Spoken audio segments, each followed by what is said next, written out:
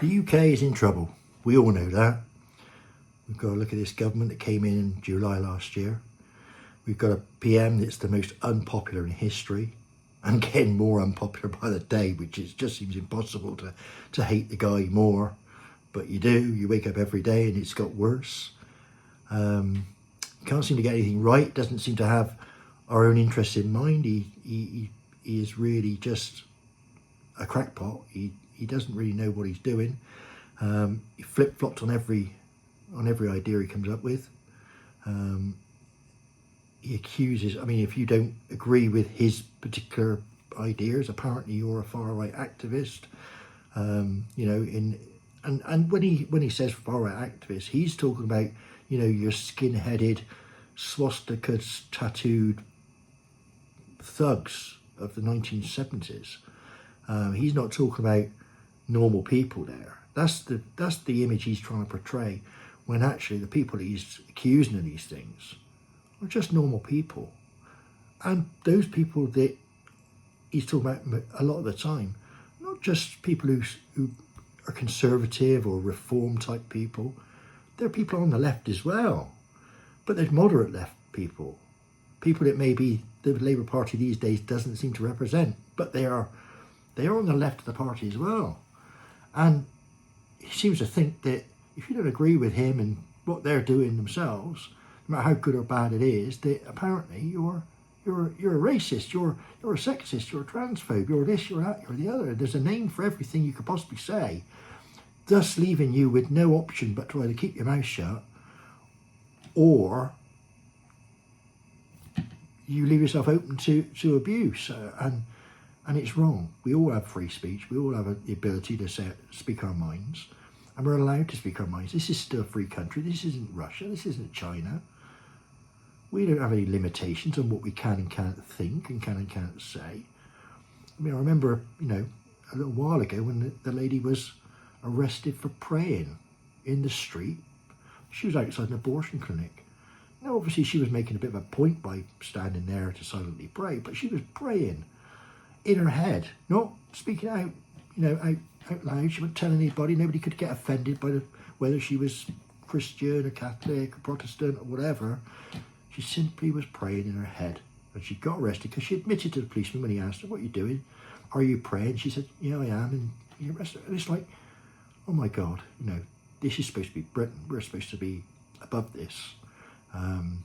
We're supposed to be, yeah, they jokingly say, "Oh, Britain leads the world in it." No, we don't. No, we don't. Not anymore. Not anymore.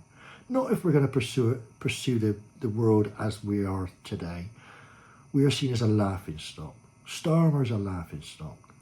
Reeves can't add up. I mean, they might as well put Diane Abbott in charge of the Treasury, hadn't they? I mean, the pair of them together couldn't work out the 2 times tables. My 8-year-old can, but they hadn't got a clue. In fact, maybe I should send her up there and offer her to be a private tutor for them. I mean, she's probably about the same sort of, you know, academic level. You know, you got that ginger Edward, Angela Rain or whatever her name is. I mean, who the hell? I mean, Jesus, it's crazy. And in contrast, you look across the pond to a country I love. I love America. I love the USA. I always have. And one day I will retire there, and I can't wait, to be honest. But you've got America.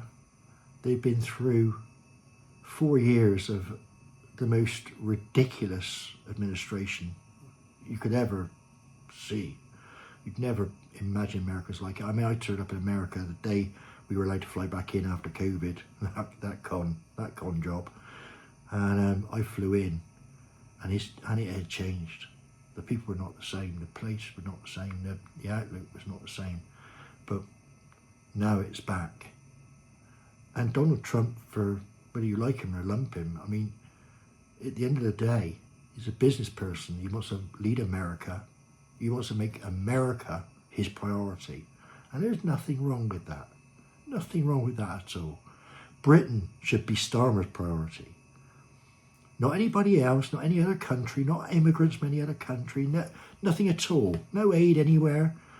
You just sit back and say, right, same as Trump has done, right, If you're here illegally, you've broken the law. Off you go, and then you can apply for asylum from somewhere else. When you get granted asylum, when you get granted leave of entry, much as I would do to America, I'd have to get granted leave of entry. At that point, I can jump on a plane, jump on a boat, have a swim, and come here and settle. Perfect. But until that day, you don't bloody stay here. Simple as that. We can't afford it. They're moaning about they can't afford to pay the heating bills, the heating allowances for the pensioners who certainly are at least the descendants of the people who fought to rescue this whole world from World War II. Can't afford that. But they can give migrants £2,000, £3,000, £5,000 per month to be here. They give them mobile phones. They give them money.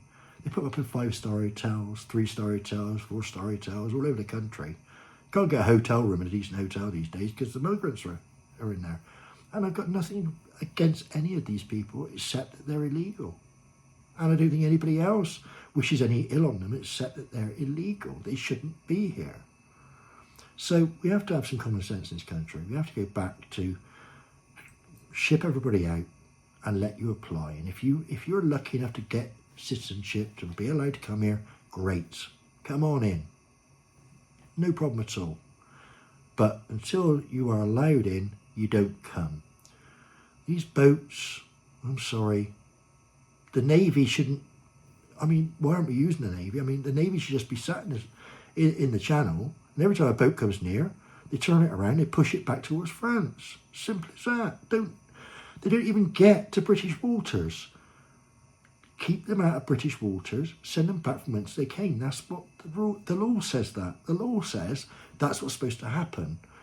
France is not supposed to let them out from their care. Once they're in France, they're French. They're France's problem. They're not supposed to help them leave for here. And if they find out they've come here, they should be having them back. End of. I don't care what Macron says. Crikey, who's scared of the French these days? No one. Why don't we just tell Macron to shove it and drop these people straight off on the beaches? For God's sake. I'm sorry, but, you know, this is the way it has to be. This is only my second video, and it's I'll get better, I promise. I'll get better, I promise. But hopefully I'm speaking a bit of common sense in a little way. But I never promised this channel would ever be politically correct, and it's certainly anti-woke. I don't put up with woke rubbish anywhere. So, yeah. Hopefully you'll